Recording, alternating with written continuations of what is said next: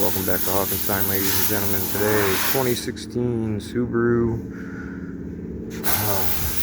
impreza, I believe it is. Yep. It's got two broken struts. Springs broken on both sides. But today, it's in because transmission is bad.